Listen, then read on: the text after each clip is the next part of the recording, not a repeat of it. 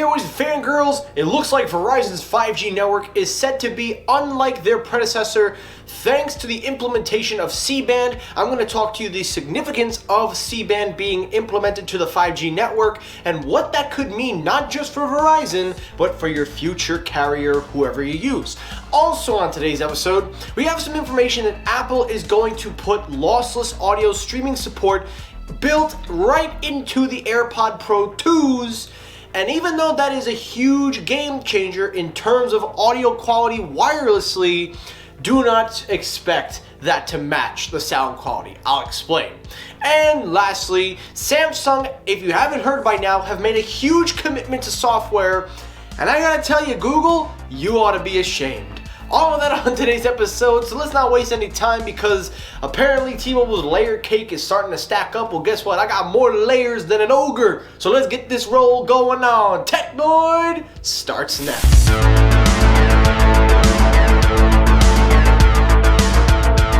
Alrighty up, first story of the day, let's kick it off with Verizon. Now, as you know, I am a Verizon customer. I've also been a T-Mobile customer. I'm still waiting to use AT&T. Carlos, I'm waiting for that Los Mobile hit up. Don't worry, all things will come later on. But anyway, Verizon has been a huge game changer in terms of their 5G efforts and push. And it all started with ultra wideband, aka millimeter wave, and then from there became the big auction. Now, if you don't remember, last summer there was a huge auction in terms of C-band. C-band has been one of the biggest targeted spectrums in terms of 5G for several reasons. Number one, it not only helps to improve the performance of 5G, making it more powerful, but it also kind of links the gap with ultra wideband in some areas. Well, Verizon, as you know, spent billions on spectrum, and according to several reports and independent research, it seems that their network is due for a huge improvement. According to the report, Verizon's 5G ultra-wideband network has now encompassed both C-band and millimeter wave spectrum. This test was done in Minneapolis, and of course these will be other areas added on. As the report says, they will continue to test in multiple different cities, but according to Minneapolis, Verizon has activated almost 60 megahertz of new C-band, and basically what they were able to gather from their test is simple. Even though their network is still very good and reliable from 2020 and 2021, it is 15 to 20 times better than it has been in the previous year and dating back to when ultra-wideband first was turned on. Taking a look at the test, the C-band was not only able to carry at least 500 kilometers and kilometers, excuse my language, but it actually carried 1.5 terabytes of data that was consumed through a Samsung Galaxy S21 FE edition smartphone. Now, let's think about that for a second. 1.5 terabytes. Do you know what you can do with 1.5 terabytes? At 1.5 terabytes, I'm pretty sure you can hold up to maybe 10 plus games on a PlayStation 5 in hardware space. 1.5 terabytes will run you $9.99 on a subscription service, and they're pulling in huge data coverages based on the Verizon network. Now, of course, the report does go on to say that this isn't just only for Verizon, as they will be testing AT&T and T-Mobile, how they implement them. But this is some huge game-changing news for 5G. This is basically everything that 5G needed to be and is now about to be. And it's really thanks to the auction that everybody went in on for C-band. Because C-band helps to bridge the gap by not only upping the performance, helping to distribute the spectrum, but it also gives you the reliability of 5G. Now, as you know, for the past several months, there have been a lot of carriers, T-Mobile, no, I'm just playing, we're not gonna diss T-Mobile today, but there are a lot of carriers using 5G as a naming ploy. While I would wish that Samsung would drop 5G from their lineup and so many other phones, I really don't understand why we gotta keep marketing 5G. Hell, the Pixels got rid of the 5G stuff, so good for them, I guess. But anyway, taking a look at the C-band spectrum, taking a look, of course, the biggest one that the article talks about that it could be implemented even better is in California when the Super Bowl is going on. Now, as you know, Verizon and other carriers are going to make a huge push at the Super Bowl. They've done this from last year. They did it in Tampa Bay. Now they're going to do it in Los Angeles. The report does expect that, of course, most consumers will be using 5G depending on what phone they have, depending if they're able to access it. And if you know the carriers, they're gonna have some kind of big spill and big woof about it. So we're gonna have to wait till the next day to get the reports from Verizon and whoever is in charge of the SoFi Stadium. But overall, wrapping it up, just to end this article, I am really glad that all carriers, not for just Verizon, but all carriers went in on C-band. This is a huge win for the consumer. This is a huge win for 5G, but this is also a huge win for the future of cellular technology.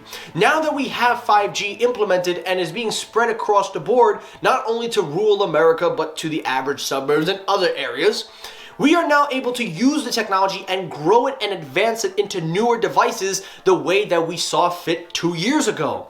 Now, if you have a smart car, imagine being able to get cellular technology using 5G. Tesla, you better get an update on that because Jesus, 4G LTE is starting to phase out on these cars. I'm just playing. But overall, this is a great win for everyone, and I really cannot wait to see the results later on. Of course, Verizon's got some announcements coming with home internet, and T-Mobile's got their layer cake stuff still going on. We'll wait and see what the future holds, but until then, C-band is proving to be a game changer. Alrighty, story number 2, let's talk about those AirPod Pro 2s. Now, as you know, I have been covering the AirPod Pro 2s for a little bit, took a little bit of a break, and now we're back on the trail. Because according to several reports and some patent leaks, we are looking that the AirPods will support lossless audio, but don't expect the sound quality to be any better. According to the report, the AirPod Pro 2s will be taking full advantage of Apple's lossless codec. Now, the way that this is going to work is simple. Apple, as you know, transmit their signals via Bluetooth. However, lossless audio can only be achieved by wired, which, by the way, if you are a wired headphone user, check out my review of an external DAC and amp that will actually make the lossless experience better if you're interested. But a lot of people are Bluetooth nowadays. Everybody uses Bluetooth. There have been some solutions. We have LDAC, Qualcomm aptX, HD, Qualcomm, Sony, whatever. There are a lot of solutions to achieve lossless audio. But one of the biggest things that no company seems to really get is getting that 24 kilohertz, 24 bits, 48 kilohertz, excuse me. Nobody's been able to achieve that. And it seems that Apple wants to do that by making a quote-unquote customizable Bluetooth chip, just like their H1 and wireless connectivity.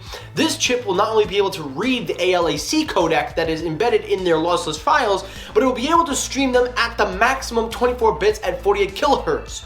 That is all good news, but if you know anything about AirPods, they are the average of sound quality. Now, sure, they have had some improvements with the AirPod Pro and the AirPod 3s, but if you really think that high-res audio are coming out of those little buds, you are mistaken, so don't get your hopes up, but that's a very good step in getting wireless audio close to direct connection. But as I've said before, and I'll say it again, just like I said in the review, direct connection can never be beaten, people. Remember that. And last story, the final story, let's talk about what Samsung dropped. Now, this is huge news on a big scale, because for the first time, this is truly a game changer for Android software. According to Joshua on Twitter, not gonna say your last name because I don't want to hear it. Not saying I don't want to hear your last name, I just don't want to say it.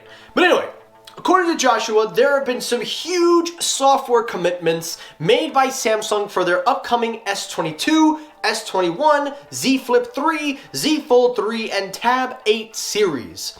Now, focusing on the S22 for a second, Samsung has committed to those devices a 5-year upgrade plan with their OS One UI. Now, hold on just a second.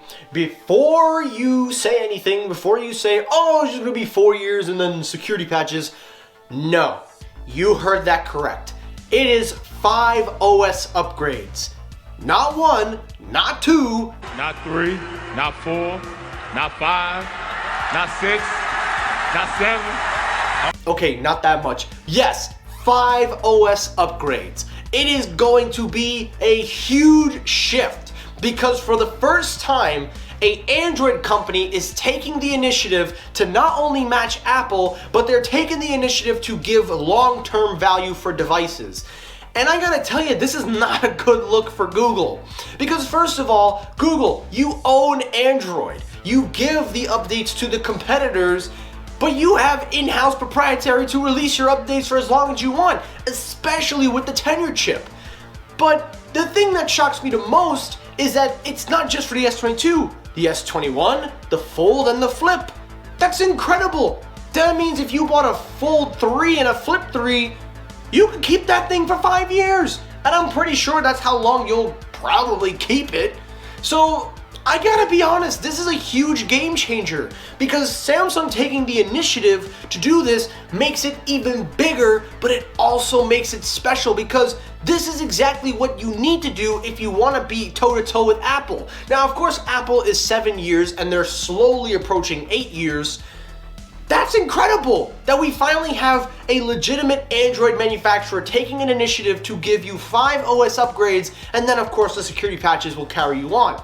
But that's incredible. So that means if you want to hold your device for a long time, now you can, and you don't have to worry about buying it frequently. So good job, Samsung. Excellent job. And that's it for today's episode of Technoid. Now, guys, I really hope you enjoyed this episode. If you did, hit the like button. If you disliked the video, you can hit the dislike button. That also click on my videos as well. As always, everyone, thank you so much for watching. I'll see you all in the next episode. Have a great day, guys. Take care. Stay safe. Have a good day. And